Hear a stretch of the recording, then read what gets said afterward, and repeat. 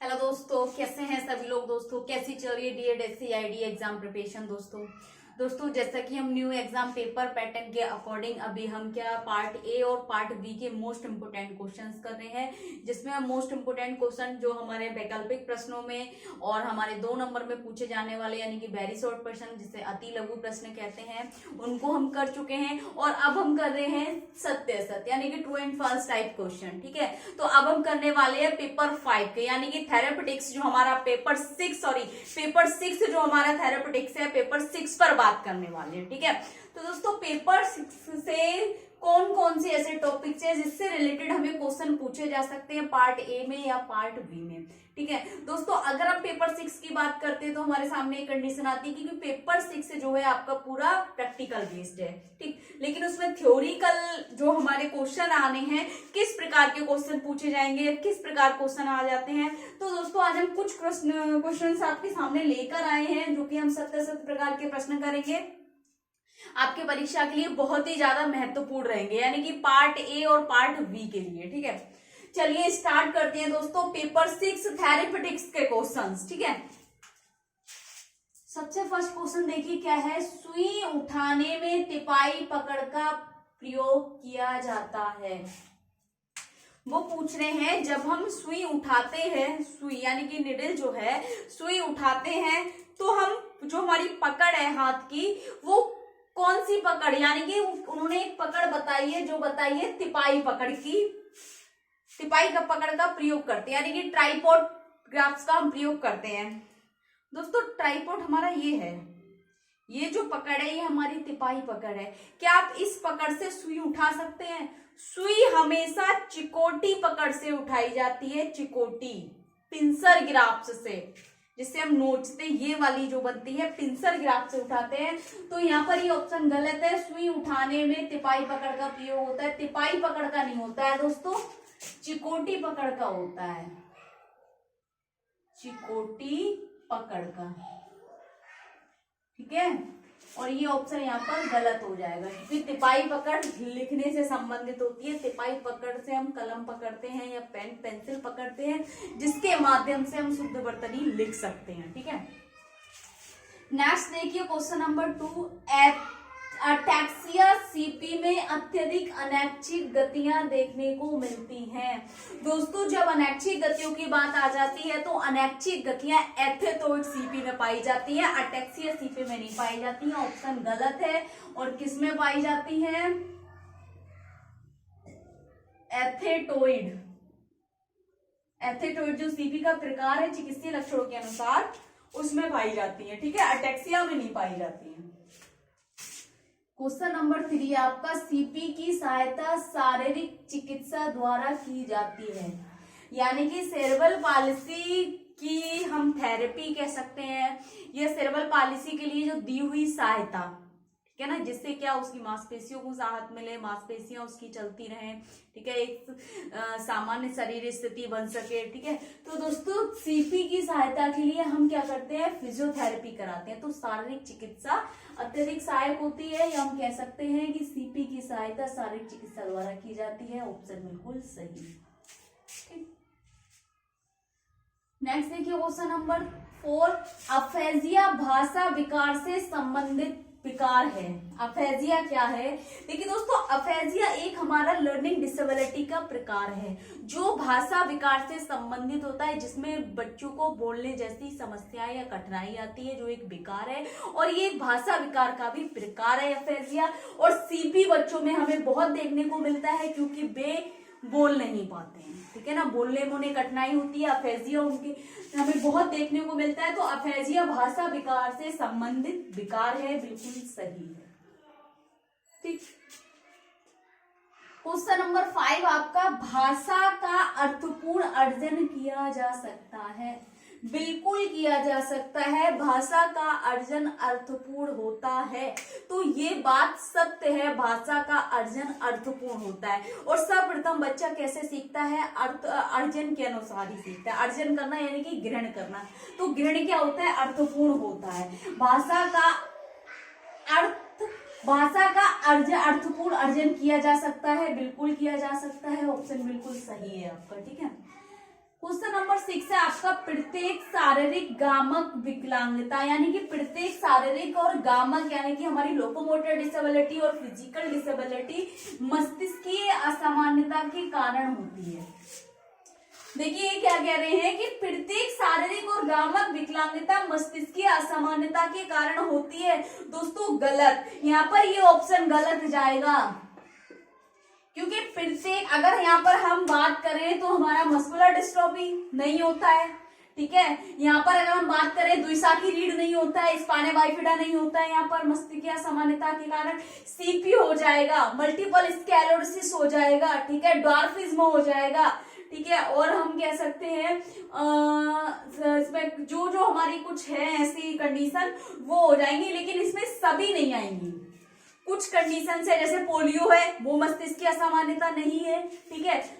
तो दोस्तों इन्होंने प्रत्येक लगाया है, इसलिए यहाँ पर ये ऑप्शन गलत होता है कि प्रत्येक शारीरिक और गामक विकलांगता मस्तिष्क की असामान्यता के कारण होती है। ऑप्शन बिल्कुल गलत है, ठीक है। क्वेश्चन नंबर 7 देखिए दोस्तों, द्विशाखी रीढ़ यानी कि स्पाइना बाइफिडा गर्भ के समय का अपूर्ण विकास का कारण है।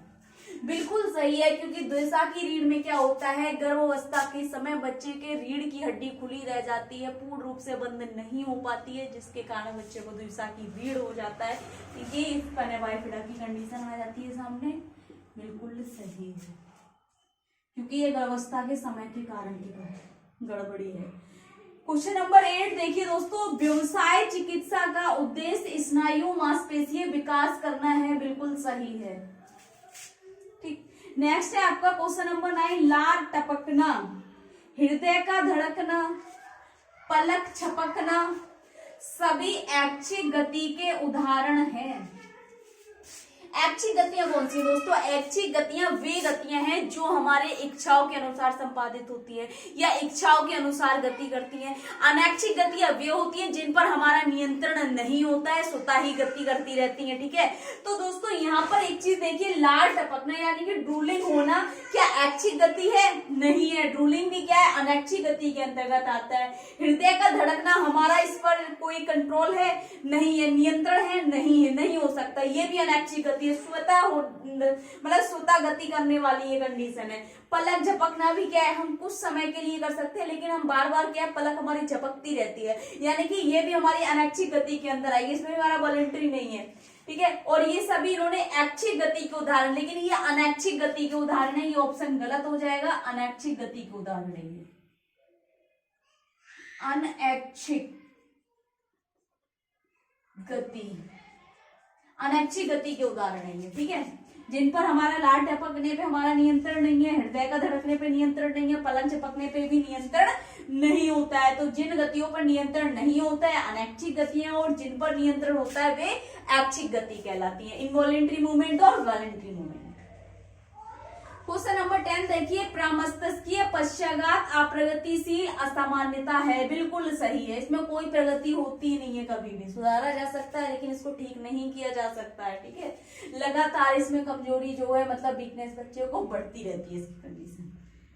11 देखिए, कोकप स्प्लिंट कलाई के जोड़ में अच्छी पकड़ के लिए प्रभावी होता है।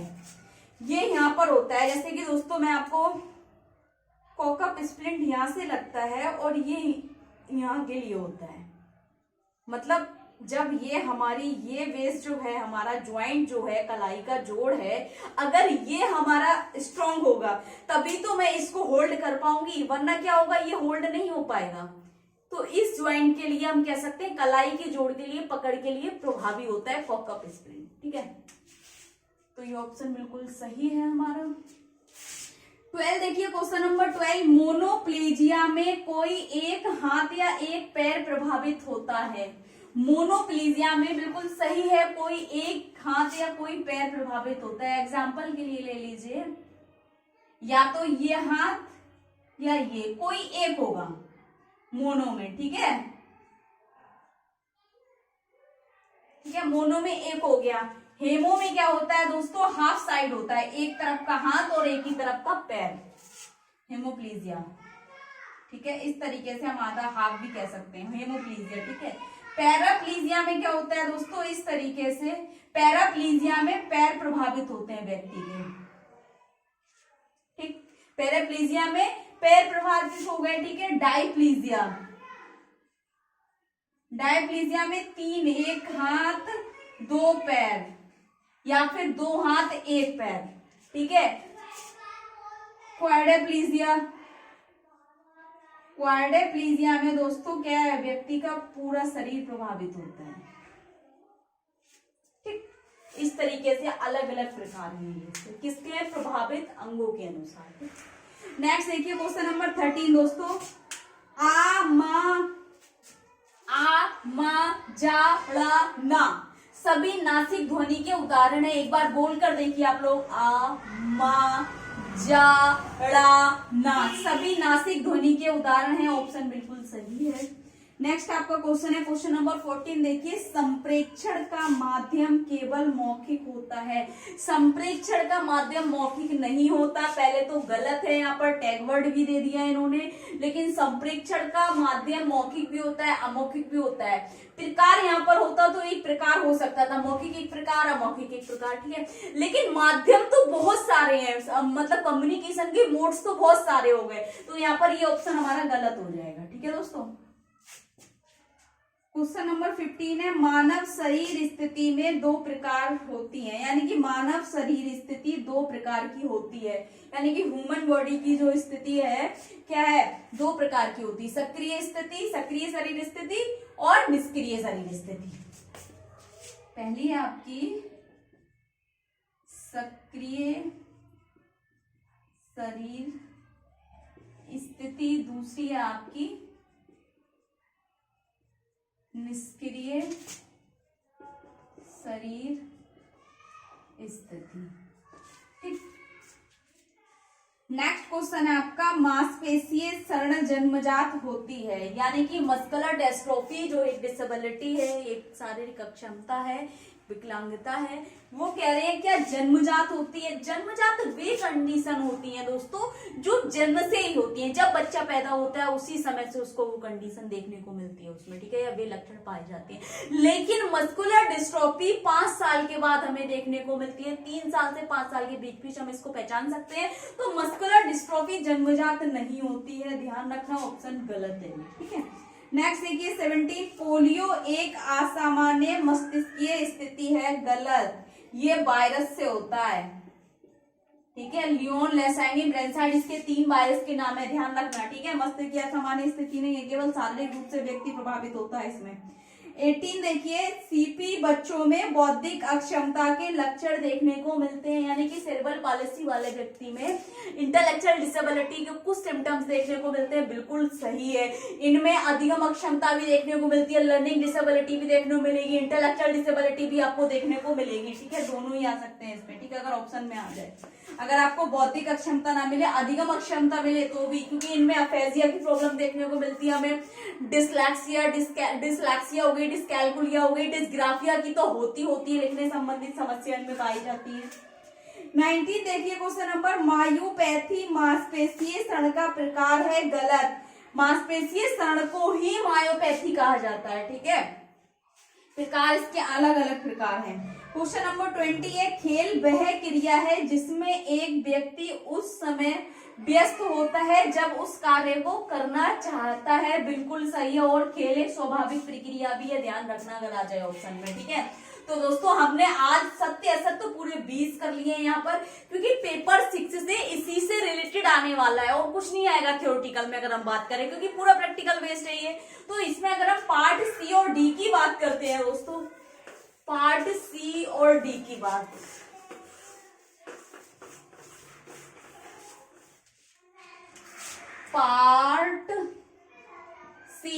पार्ट सी में अगर हम बात करें 5 नंबर में जो हमारे क्वेश्चंस आते हैं, 5 नंबर में आपको भौतिक चिकित्सा, ठीक है, व्यावसायिक चिकित्सा,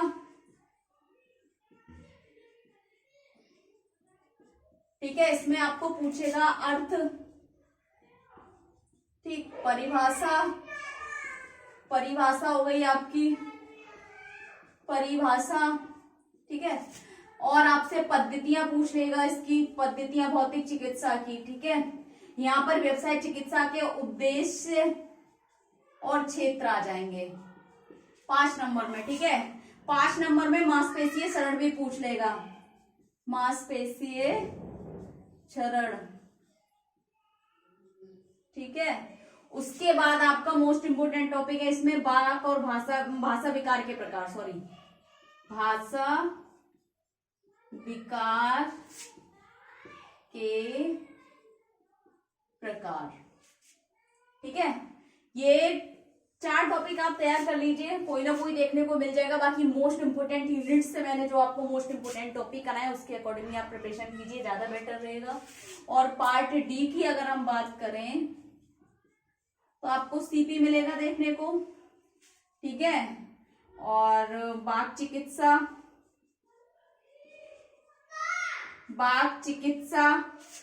वाक और भाषा चिकित्सा मिलेगा आपको, सॉरी वाक या भाषा चिकित्सा, ठीक है। और यहाँ पर सीपी के अलावा कोई एक और कंडीशन भी आपको देखने को मिल जाएगी। सीपी का तो 100% चांस रहते हैं इसमें आने के, ठीक है ना। सीपी एक ऐसा मैंने हमेशा अब तक का आने वाला देखा है कि सीपी आता ही आता है हमेशा। और सीपी में क्या पूछा जाता है, इसका आपसे अर्थ पूछेंगे, परिभाषा पूछेंगे, वर्गीकरण पूछेंगे, इसका प्रबंधन पूछेंगे। ये 3 चीजें आप याद कर लें, ठीक है। 5 नंबर में सीपी कुछ नहीं पूछा जाएगा। मांसपेशीय क्षरण के अलावा या तो मांसपेशीय क्षरण पूछ लेंगे या द्विशाखी रीढ़ पूछ लेंगे,